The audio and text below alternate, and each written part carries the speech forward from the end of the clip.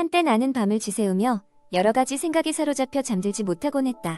스트레스와 불안감이 나의 밤을 헛되이 보냈지만 그때의 나는 그것이 나의 일상적인 생활에 많은 영향을 미치고 있음을 알지 못했다. 그러던 어느 날 친구와의 대화에서 수면의 질이 우리의 정신적, 육체적 건강에 얼마나 중요한지를 접하게 되었다. 그 대화의 계기로 나는 꿀잠을 위한 여정을 시작하기로 마음먹었다. 첫걸음은 나의 수면 환경을 개선하는 것이었다. 어두운 방 안, 온기를 유지할 수 있는 적당한 온도, 그리고 푹신한 침구 등 작은 변화가 큰 차이를 만든다는 것을 알게 되었다. 실내 조명을 낮추고 블랙아웃 커튼을 설치하니 깊은 잠에 쉽게 들 수 있었다.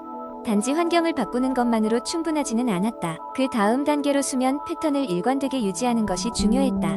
매일 같은 시간에 잠들고 같은 시간에 일어나는 습관을 기르기 위해 알람을 맞추고 자기 전 디지털 기기에서 떨어지려 애썼다. 화면에서 나오는 청색광이 수면 호르몬을 방해할 수 있다는 정보를 접한 후 자기 전에 책을 읽거나 명상을 하며 하루를 마무리했다. 가만히 누워 명상을 하다 보니 자연스럽게 호흡이 차분해졌고 마음속의 불안도 서서히 가라앉는 경험을 했다. 명상은 수면의 질을 향상시키는 데 큰 도움이 되었다. 그리고 하룻밤 푹 자고 일어난 직후의 상쾌함이 얼마나 큰 기쁨을 가져다 주는지도 깨달았다. 또한 식이 습관의 변화도 필요했다. 카페인이 많은 음료나 알코올 섭취는 피하고 대신 따뜻한 허브티를 마시며 마음을 진정시키기 시작했다. 저녁에는 가벼운 운동, 특히 스트레칭이나 요가를 하며 몸의 긴장을 풀어주기 시작했다. 이러한 변화는 생각보다 빠르게 긍정적인 결과를 주었고 내 몸과 마음이 그에 대한 보답을 했던 것이다. 이 여정은 단순히 잠의 질을 높이는 것을 넘어서 나의 삶 전반의 질을 높였다. 꿀잠을 통한 에너지 회복으로 인해 더 적극적이고 긍정적인 삶의 태도를 가질 수 있었고 주말이면 친구들과의 약속도 더 즐겁고 활기차게 보낼 수 있었다. 나는 이제 수면의 중요성을 알게 되었고 이러한 작은 변화들이 나의 삶을 어떻게 개선시켰는지를 친구들과 나누며 경험을 공유하게 되었다. 꿀잠은 단지 휴식이 아니라 더 나은 삶으로의 초대장이었다. 이 여정을 통해 나는 수면과 건강이 얼마나 깊이 연결되어 있는지 깨닫게 되었고 그것이 나의 삶을 어떻게 혁신적으로 변화시킬 수 있는지를 몸소 체험하게 되었다. 두 번째 이야기 사람들은 예로부터 자연에서 얻은 재료들로 건강을 증진시키고자 노력해왔다. 그중 허브는 몸에 좋은 다양한 효능을 가진 식물로 차로 만들어 마시면 손쉽게 그 혜택을 누릴 수 있다. 이번 이야기에서는 매일 마시면 건강이 확연히 개선될 수 있는 허브차 몇 가지를 소개하고자 한다. 먼저 등장하는 것은 카모마일이다. 카모마일은 예로부터 진정 효과와 소화를 돕는 효능이 알려져 왔다. 바쁜 현대인의 일상 속에서 생기는 불안감과 스트레스를 완화해주며 잠들기 전에 한 잔 마시면 숙면을 도울 수 있다. 특히 카모마일은 소화기 문제에 매우 유익한 효과가 있다고 전해져 소화불량이나 위경련에 시달리는 사람들에게 추천된다. 두 번째로 소개할 허브는 페퍼민트. 페퍼민트는 상쾌한 향과 함께 소화기 건강에 좋다고 소문나 있다. 또한 페퍼민트는 멘톨 성분 때문에 코 막힘을 해소하고 호흡을 원활하게 도와준다. 차가운 성질이 있어 몸에 열을 내려주는 효과도 있어 여름철에도 시원하게 즐길 수 있다. 세 번째는 레몬밤. 레몬밤 허브차는 기분 좋게 마음을 안정시키며 스트레스 해소에 도움을 준다. 이름 그대로 레몬 향이 나는 레몬밤은 기억력과 집중력을 높이는 효과도 있어 학생들이나 직장인들이 특히 즐겨 마신다. 특히 우울증이나 불안을 앓고 있는 이들에게는 레몬밤 차가 마음의 평화를 안겨줄 수 있다. 네 번째로 소개할 차는 바로 루이보스이다. 루이보스는 카페인이 없는 허브차로서 항산화 성분이 풍부하여 면역 체계를 강화시킨다. 또한 루이보스는 알레르기 증상 완화와 피부 건강 개선에 도움을 주어 체내 해독을 촉진한다. 남아프리카가 원산지인 루이보스는 붉은 색깔과 구수한 맛으로 사랑받는다. 마지막으로 등장할 허브차는 히비스커스. 히비스커스 차는 비타민C가 풍부하여 피부 미용과 다이어트에 큰 효과가 있다. 또한 혈압을 낮추고 콜레스테롤 수치를 조절하여 심장 건강을 증진시키는 데 도움을 준다. 히비스커스는 다이어트를 고민하는 여성들에게 특히 인기가 많으며 붉은색의 예쁜 색감으로 인해 음료로도 훌륭하다.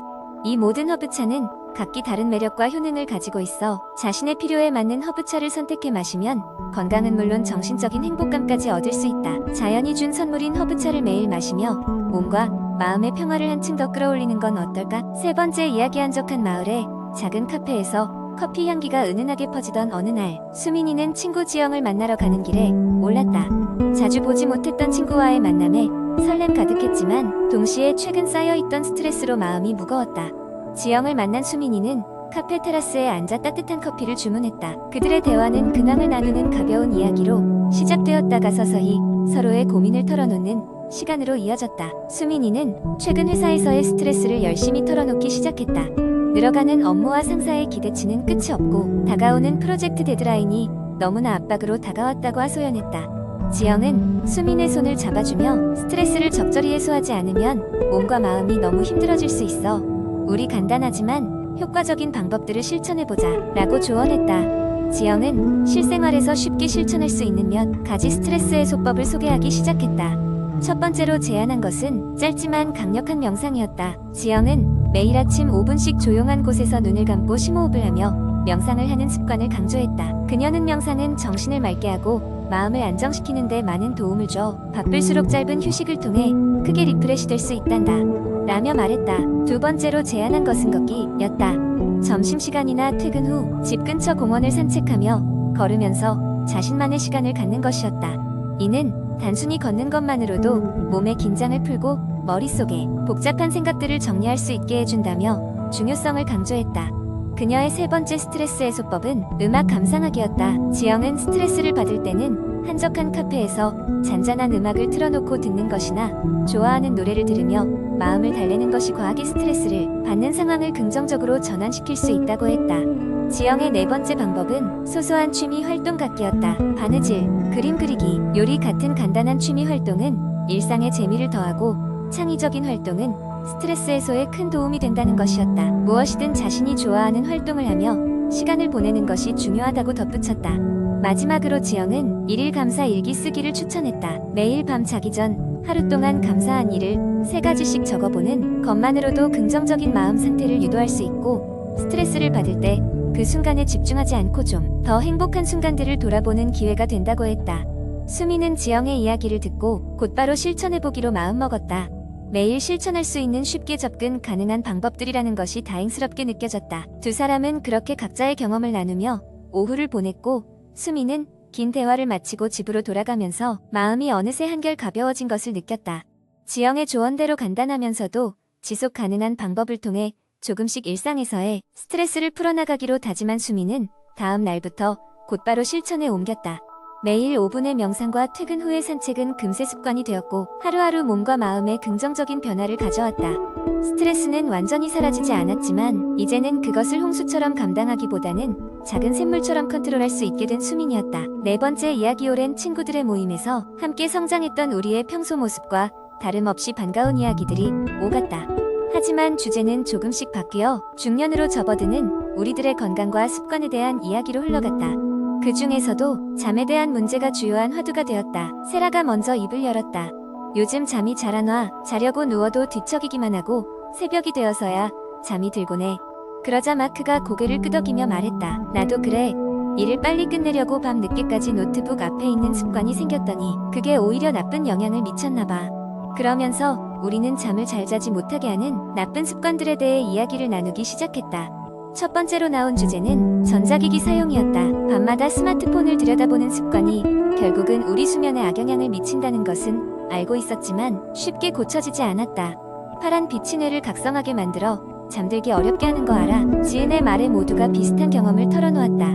두 번째 습관은 카페인 섭취였다. 많은 사람들이 일의 효율성을 높이기 위해 커피를 마시곤 하지만 그 영향이 늦은 밤까지 이어지기도 한다. 영수는 하루에 3잔의 커피를 마시는 것이 일상이었는데 이 습관을 줄이기로 결심했다고 말했다. 점심 이후로는 카페인 음료를 자제하려고 노력하고 있어. 세 번째로 이야기가 나온 것은 불규칙한 수면 패턴이었다. 주중에는 일찍 일어나고 주말에는 늦잠을 자는 습관이 몸의 생체 리듬을 흐트러뜨려 오히려 피곤함을 가중시킬 수 있었다. 은지가 말했다. 주말에도 평일과 같은 시간에 일어나는 게 처음에는 힘들었지만 일주일 내내 규칙적인 패턴을 유지하는 것이 수면의 질을 높이는데 도움이 됐어. 네 번째로 나온 주제는 과식이었다. 밤에 야식을 먹는 습관이 소화를 방해하고 숙면을 해치는 원인이 된다고 했다. 명수는 저녁을 가볍게 먹는 것이 점점 더 중요하다고 강조했다. 특히 잠에 들기 전에 느끼한 음식은 정말 좋지 않아. 마지막으로 체중 관리와도 관련 있는 운동 부족이 이야기되었다. 꾸준한 운동이 수면의 질을 높여준다지만 이래 치어 자주 운동의 중요성을 잊곤 했다. 지수는 일주일에 3번 30분씩 운동하는 것을 목표로 삼아 실천 중이라고 했다. 작은 변화라도 몸에 큰 영향을 미칠 수 있어. 그날의 이야기를 바탕으로 우리는 각자가 무엇을 수정해야 할지 고민하게 되었다. 오랜만에 모임에서 우리의 삶 속에서 중요한 부분을 돌아보게 된 것은 감사한 일이었다. 각자의 일상에 돌아가 더 나은 수면 습관을 만들기 위해 작은 변화를 시도하기로 결심하며 모임을 마무리했다.